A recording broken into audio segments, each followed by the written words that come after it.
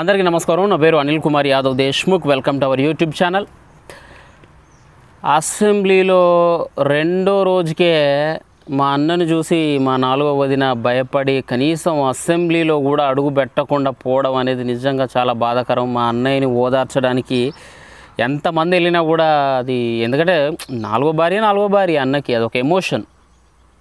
ముగ్గురు భార్యలు అనేది నాట్ ఎమోషన్, కానీ నాలుగో భార్య ఉంది చేసిన అది చాలా ఎమోషన్ అన్నమాట. ఎందుకంటే అసెంబ్లీ సాక్షిగా కలుసుకునే బంధం వాళ్ళది. జనరల్గా అన్నయ్య ముగ్గురు భార్యల్ని ఇంటి దగ్గర కలుసుకుంటాడు, ఇంకెక్కడైనా కలుసుకుంటాడు, కానీ నాలుగో భార్యని అసెంబ్లీలో కలవడం అనేది ఎంతమందికి వచ్చింది ఇలాంటి అవకాశం చెప్పండి. అసలు భార్య భర్తలు ఇద్దరు అసెంబ్లీకి పోయే అవకాశం ఎవరికైనా వస్తుందా? రాదు. ఎవరన్నా ఒక్కరే పోతారు. కానీ మా నాలుగో వదిన ఎంతటి గొప్పది. అయితే మా వదిన రెండో రోజుకే భయపడి అసలు అసెంబ్లీలో భూమి నేను ఇక నా వల్ల కాదురా బాబు అని చెప్పి వదిన ఎక్కడికి వెళ్ళిపోయిందట, అటు రాయలసీమ సైడ్ వెళ్ళిపోయిందట. అయితే చాలామంది అన్నారు మొన్నటిదాకా, ఏమన్నారు, వై నాట్ 175 అన్నారు. తర్వాత సీటు కాదు కదా అసెంబ్లీ గేటును కూడా దాకనియాడు మా పులివెందుల పులి అన్నారు. ఇవాళ గేటు కాదు కదా, కనీసం ఆ చుట్టుపక్కలకు కూడా మిమ్మల్ని రానియరు. వస్తే కుక్కను కొట్టినాడు కొడతారు అక్కడ సెక్యూరిటీ వాళ్ళు. ఎవరైతే పవన్ కళ్యాణ్ని అసెంబ్లీ గేట్ని తాకనివ్వమన్నారో ఈరోజు మీరు ఆ చుట్టుపక్కల పరిధిలోకి పోతే పిట్టను కాల్చి దిగుతారు. దరిద్రం పోద్ది అప్పుడు. అది మీ పొజిషన్ ఈరోజు. మళ్ళీ ఓడిపోయిన తర్వాత కూడా వీళ్ళ బలుపురా విష్ణు. జనరల్ ఓడిపోతే అవును ఈ పొరపాట్లు చేసినాం, ఈ తప్పులు చేసినాం, ఈ ప్రకారంగా మేము జనాలకు ఇచ్చిన హామీలు నిలబెట్టుకోలేకపోయినాం కాబట్టి మేము ఓడిపోయినాం అని చెప్పి యాక్సెప్ట్ చేయాలి.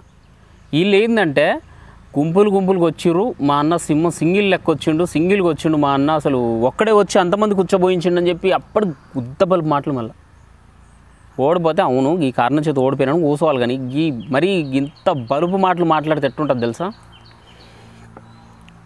కాలుతుంది అందరికీ. సింపతి కాలు కదా అప్పుడు కాలుతుంది. అరే నీ అమ్మ ఇంత అయినా కూడా వీళ్ళకు బలుపు తగ్గలేదారా అని చెప్పి ఎవ్వరికి అసలు గింత కూడా బాధ అనిపించదు. అరే పాపం ఈ 151 నుంచి 11కి వచ్చిండు కదా అని చెప్పి జాలు చూపెట్టరు ఎవడు కూడా. వీళ్ళ బలుపు బాగుంది, వీళ్ళకి ఇట్లే కావాలి, అసలు నెక్స్ట్ టైం 11 కూడా రావద్దని చెప్పి కోరుకుంటారు జనాలంతా. మీ ఏషాలు మీ పోస్టులు అట్లున్నాయి. సరే మీరే అన్నారు మావోడు సింహం సింగిల్ అన్నారు కదా. మరి అసెంబ్లీలో 11 మంది ఉన్నారు కదా, మీ వాడు ఒక్కడే అందరిని ఉచ్చబోంచుతారు మావాడు అని చెప్పి అన్నారు. మీ వాడికి ఒక క్రికెట్ టీంనే ఇచ్చినాం ఇంచుమించుగా 11 మంది క్రికెట్ టీం సరిపోద్ది.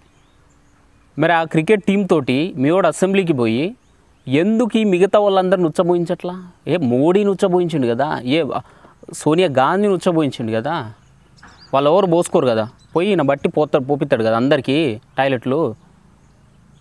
మరి అలాంటి ఆయన ఈరోజు అసెంబ్లీ స్పీకర్ భయపడా?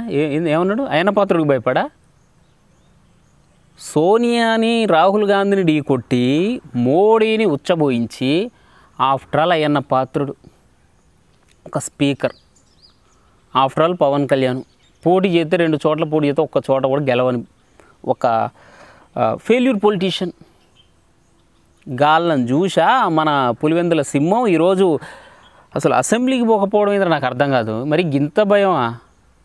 నేను అప్పటికి అనుకుంటూనే ఉన్నా. ఫస్ట్ రోజు ఆయన ప్రమాణ స్వీకారం అసెంబ్లీ సాక్షిగా చెప్తారు కదా, వైఎస్ జగన్మోహన్ రెడ్డి అని నేనని చెప్పి మాట్లాడుతా అంటే పాప పక్కన టీడీపీ నుంచి ఎవరో ఉన్నారా అబ్బా. అసలు టు బీ ఫ్రాంక్ చెప్తాను, ఆ వీడియో చూసి నేనైతే పడి హాఫ్ అన్ అవర్ నవ్విన. ఏది మన నా కొడుకు అనే పేజ్లో చూసిన, మన ఇన్స్టాగ్రామ్లో మనోడు పీకే ఫ్యాన్ ఆ పేజ్లో పెట్టిండు. ఆ వీడియో కింద కొంచెం అంటే ఒక సాడ్ బీజిఎం వేసి వెనక నవ్వేటప్పుడు బ్రహ్మానందం వాయిస్ పెట్టిండు. ఏదో మూవీలో బ్రహ్మానందం పడిపడి నవ్వుతాడు. ఏదో జేడి చక్రవర్తి ఏదో మాట్లాడుతూ ఉంటే మీదే ఊరని మల్లడుగా అని చెప్పి నవ్వుతాడు. చూసిన ఆ నవ్వేది ఇక్కడ తీసుకొచ్చి కలిపిండు. అసలు మామూలు నవ్వురాలి నాకైతే ఆ వీడియో చూసి. అప్పుడే అనుకున్నా ఈయన వల్ల కాదుగా, ఈయన హ్యాండిల్ చేయలేడుగా, సింగిల్ అంటారు కానీ 151 మంది వచ్చిళ్ళు కాబట్టి ఆ రోజు అసెంబ్లీకి పోవడమేనే, ఏమన్నా ఫైట్ చేయడమే ఏమైనా చేయగలుగుతాడు తప్పితే ఈయన అంతటా ఈయన ఒంటరిగా పీకేది ఏం లేదన్న క్లియర్ కట్గా అర్థమైపోయింది. దేనికి మరి చేయలేనప్పుడు చేయలేమమ్మా మా వల్ల కాదని కూర్చోవాలి మూసుకొని. మా ఉంది మా జగన్ అనేది ఇంత పొడుగుంటుంది, జగన్ అనేది ఇంత భారీ ఉంటుంది మా అన్నది, అందరు వేరు మా అన్న వేరు, సింహం ఎంత ఉంటుంది ఇంత ఉంటుంది అని ఏతులు దింగిళ్ళు. ఏమైంది ఇలా? అసలు నిజం చెప్పనా, జగన్ రెడ్డికి పదవి లేకపోతే టు బి ఫ్రాంక్ మాట్లాడుతానా, ఆయన ఒక నిజంగా జోకర్ అంతే. ఎవడైనా అంతేరా, ఈరోజు నేనైనా అంతే, నువ్వైనా అంతే, ఎవడైనా అంతే. పవర్లో ఉన్నంతసేపే ఎవడైనా మొగోడు మగాడు. వన్స్ పవర్ పోయిందా కుక్కలు కూడా దేకు, అదైందా, కుక్కలు కూడా దేకు. కానీ మీరు ఓడిన తర్వాత కూడా ఓడిన మా ఓడి ఏది మరి అంతదేది మరి అంత ఉంటే ఇప్పుడు అసెంబ్లీకి పోయి గడగడలాడించాల. 11 మందితోటి అద్భుతం చేయొచ్చు. ప్రతిపక్షం మేమే అని చెప్పి ముందుకు పోవాలి. కౌరవ సభలకు నేను పోలేను, పోతే అందరూ తెలిసి నన్ను బాధేటట్టున్నారు. దేనికి భయం, దేనికి భయం చెప్పు. నువ్వు పోయేది జనాల కోసం. కౌరవులు పాండవులు ఇలాంటివి చెప్పకలే, ఇలాంటి డైలాగ్ ఏదో సోదు డైలాగులు సెట్ అవ్వగా నీకు. నువ్వు పోయేది దేనికి? ప్రజల తరపున. ప్రభుత్వంలో ఒకడు ఉంటాడు, ప్రతిపక్షంలో ఒకడు ఉండాలి.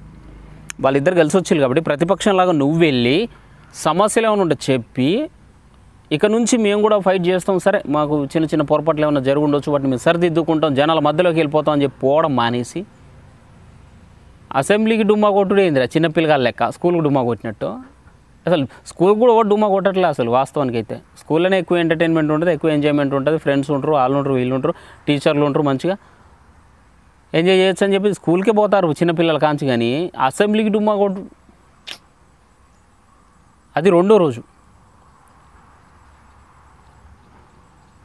మళ్ళీ ఆయన సింహం, మా అన్నది ఎంత ఉంది ఇప్పుడు, ఎంత ఉంది ఇప్పుడు చెప్పు, ఎవరిని ఎంత ఉంది ఇప్పుడు? ఒక్క సీట్ లేదన్నారు. రోజే ఏం మాట్లాడింది, కొడాల నాని ఏం మాట్లాడి, అనిల్ కుమార్ యాదవ్ ఏం మాట్లాడి, పేరుని నాని వీడోడు అంబటి రాంబాబు, గుడివాడ అమర్నాథ్, తర్వాత ఇంకోటి మాట్లాడిండు బొత్స సత్యనారాయణ, విడుదల రజని. ఎక్కడ బీర్రా మీరంతా, ఏడి బీర్రా, కనపడతలేరు గారా అసలు, కనీసం కళ్ళకు కూడా కనపడతలే గారా మీరంతా. పవన్ కళ్యాణ్ అదని ఇదని లాస్ట్ పవన్ కళ్యాణ్ వచ్చిండు అసెంబ్లీకి. మీరు అసెంబ్లీకి పోలేకపోయారు, సరే మీరు పోలే, కానీ మీ వాడు సింహం కదా, మరి మీ సింహం ఎందుకు పోవట్లే? పోవాలి, ఫైట్ చేయాలి, జనాల తరపున కొట్లాడాలా. ఎంతమంది 100 మంది ఉండేది, సింహం సింగిల్గా పోద్ది కదా. అసలు మన ఎజెండా ఏంది? మేము ఇంత మంచి చేసినాం, మేము రాష్ట్రానికి ఇన్ని అప్పులు తీర్చినాం, ఇన్ని పరిశ్రమలు పట్టుకొచ్చినాం, ఇన్ని ఉద్యోగాలు ఇచ్చినాం, ఇన్ని హాస్పిటల్స్ నిర్మించినాం, ఇంతమందికి జాబ్ నోటిఫికేషన్ ఇచ్చినాం, ఈ సంవత్సరం గవర్నమెంట్ ఎంప్లాయీస్కి ఇంత శాలరీ పెంచినాం మేము. ఏమన్నా ఉన్నాయి ఇట్లా చెప్పుకునేటి? అసలు ఏమన్నా ఎయ్యలేవు. సింహం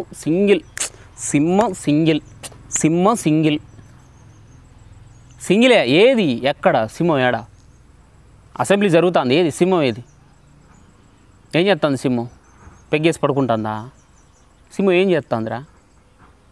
ఫైట్ చేయాలి కదా సింహం అంటే. ఇదేనా సింహం అంటే? సింహం అన్నోన్ని నాలుక బయటికి కొయ్యాలి. మీరు చేయబట్టే, ఈ అథవా సినిమా డైలాగులు చేయబట్టే సింగిల్ సింహం అని చెప్పి తీసుకుపోయి బోన్లు వేసి